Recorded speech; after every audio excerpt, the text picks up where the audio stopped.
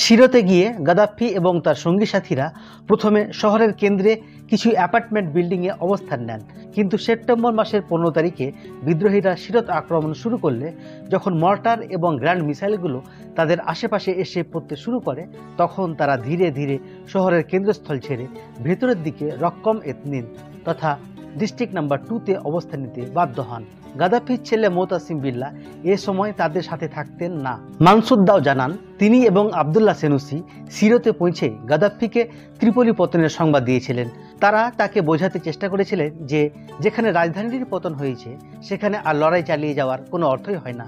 তারা তাকে ক্ষমতা ছেড়ে অন্য কোনো দেশে চলে যাওয়ার জন্য বারবার অনুরোধ করেছিলেন, কিন্তু গাদ্দাফি এবং তার ছেলে মোতাসিম বিল্লাহ তাদের কথা বিবেচনাতে নেননি।